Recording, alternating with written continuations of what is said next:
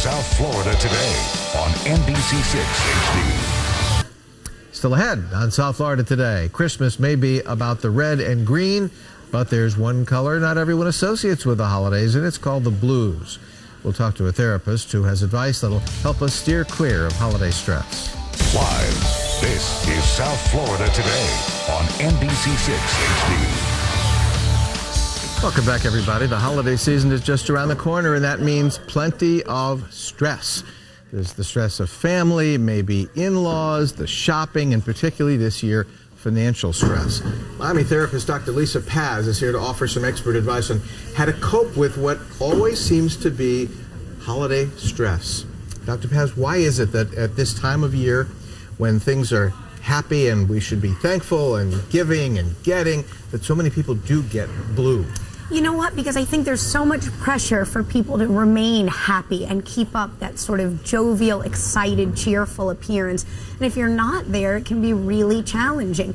Also, I think not everyone feels comfortable with their family, and this is a family time. And so if you're mushed into that segment of people, sometimes it's challenging. Yeah, I was gonna ask you about that, because frequently families only get together during the holidays, yes. And you have those big holiday dinners, and there's always an aunt or an uncle or a grandma. You know, there's always, every family has that person. Yes, or two. Right. So, assuming that our viewers know what we talk about, yes. How do you deal with those situations where you're just not going to be comfortable with a particular family member or two? Yeah, no, it's a great question. I think what they need to do in this holiday, all the viewers should sort of take this challenge that they are in control of the way they react. So the annoying aunt or the annoying mother-in-law is always going to be just that.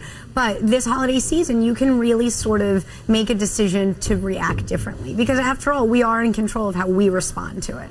But is that, in other words, do you need to be accepting of bad behavior? You know what? I think, and this is one of the tips for the viewers, that keep it in perspective. It's a day or two out of the year. And so if it's worth sort of just swallowing the bad behavior and letting the day go by, then maybe sometimes that's the easier route. Okay, Doctor, I'm told that we have some of your tips. Yes. We're going to put them up on the screen, and let's go through them one at a time. All right, let's do it.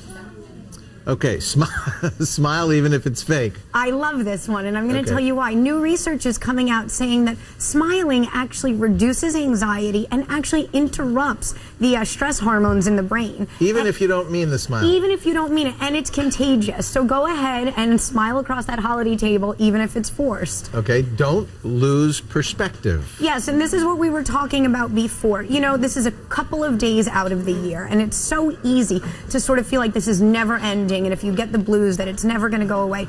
But again, you really got to get through a few days out of the year, so don't lose perspective on that. All right, take deep breaths. That always works for me with stress. It does work for you. I think it works for everybody, because what it does at the physiological level is it really calms down heart rate, and then at the psychological level, what it does is it slows down the mental chatter. And so that's really, really important, to just calm yourself down. All right, and here are some more of your tips. You only have control over yourself. You mentioned this earlier. Yes, yes. Maintain a sense of team with your husband or wife. This is kind of something you should always do, but why particularly now? It's a great question, and I love this tip, because I think that relationships during the holiday season take an especially sort of stressful toll, and so it's really important to not lose sight of the fact that you are a team. All right, talk to your spouse before the in-laws get there. Yes, you got to be specific and let your spouse know, what do you need? What do you expect of them? What is your SOS situation? Because I think what happens is we expect that they should be mind readers and know if we're getting stressed. All right, final question. If you have that person who is not pleasant to be around, do you still believe the family should be inclusionary and not exclusionary? In other words, invite them even if you know you may not like some of the things they do. Most of the time I'm going to go on the side of yes, because why not err on being the higher road there? And it is family, and set a good example. Why not? Yes. Okay.